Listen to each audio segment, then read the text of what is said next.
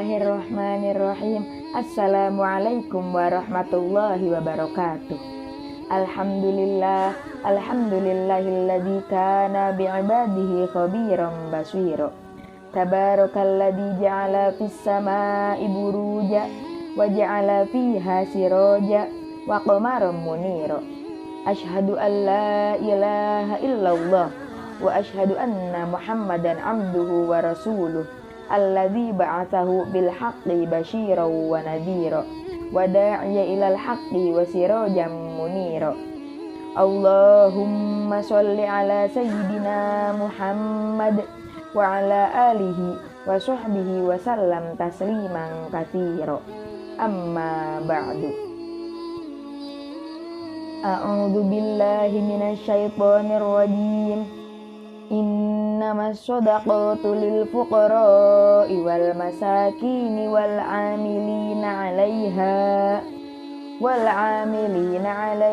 wal mu'allafati qulubuhum wa fir riqabi wal gharimina wa fi sabilillahi wa ibnis sabil faridatan minallah wallahu alimun hakim.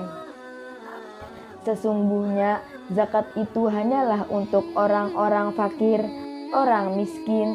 Ambil zakat yang dilunakkan hatinya atau mu'alaf, untuk yang memerdekakan hamba sahaya, untuk membebaskan orang-orang yang berhutang, untuk jalan Allah, dan untuk orang yang sedang dalam perjalanan.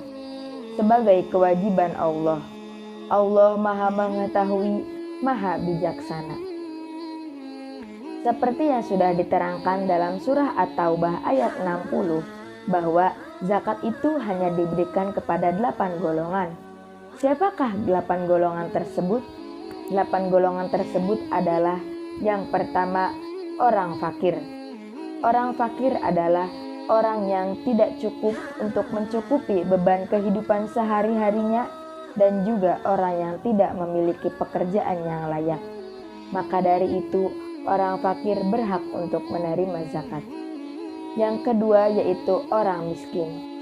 Orang miskin tidak jauh beda dengan orang fakir. Akan tetapi, orang miskin hanya tidak cukup untuk mencukupi beban kehidupan sehari-harinya, tapi ia masih mempunyai pekerjaan. Maka dari itu, orang fakir dan orang miskin berhak untuk menerima zakat. Yang ketiga yaitu amil zakat atau pengurus zakat. Pengurus yang dimaksud di sini adalah orang yang memungut, orang yang mengumpulkan, dan orang yang menerima zakat. Maka dari itu, dari tugas-tugas tersebut, maka amil zakat berhak untuk menerima zakat. Yang keempat yaitu orang yang dilunakkan hatinya atau mu'alaf. Maksud orang yang dilunakkan hatinya di sini adalah orang yang dilunakkan hatinya supaya ia jatuh hati kepada Islam, bahkan ada harapan untuk masuk Islam. Menurut Profesor Dr. Buya Hamka mengatakan bahwa orang yang dilunakkan hatinya itu terbagi menjadi 2 kalangan. Kalangan yang pertama itu dari orang Islam sendiri, dan kalangan yang kedua dari orang non-Islam. Yang selanjutnya atau yang kelima yaitu untuk memerdekakan budak.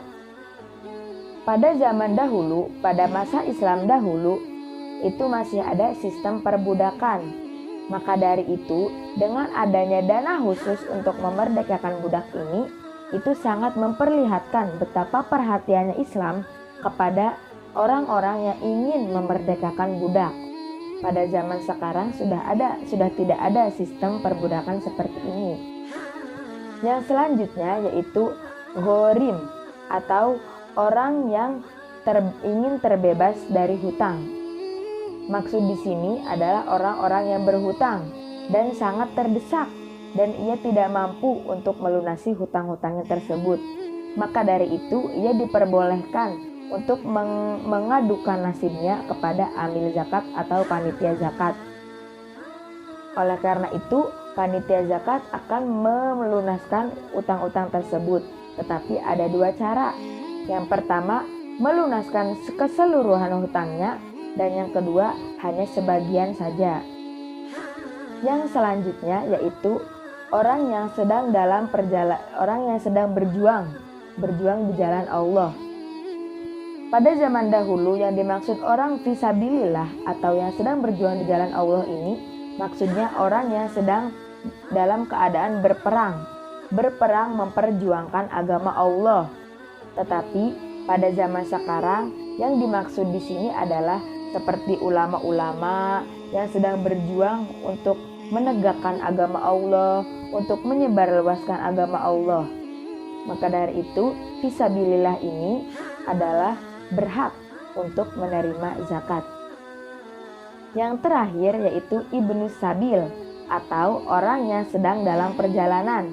Maksud orang sedang dalam perjalanan ini adalah orang yang sedang dalam perjalanan dengan tujuan untuk menambahkan pengetahuan, untuk menambahkan pengalaman, dan untuk mempererat tali silaturahmi antara saudara Islam. Jika ia sedang dalam perjalanan tapi bertujuan untuk maksiat, maka ia tidak boleh untuk menerima zakat atau tidak berhak untuk menerima zakat. Dan walaupun misal ada orang kaya sedang dalam perjalanan, tapi perjalanannya ia untuk menambahkan pengalaman, untuk menambahkan pengetahuan, dan untuk mempererat tali silaturahmi antara saudara Islam, ia tetap berhak untuk menerima zakat walaupun ia adalah orang kaya atau orang yang berkecukupan. Maka ibnu sabil di sini adalah orang yang berhak untuk menerima zakat. Mungkin cukup sekian kultum dari saya. Jika kurang dan kurangnya mohon maaf. Wabillahi taufiq wal hidayah waridho wal inayah. Assalamualaikum warahmatullahi wabarakatuh.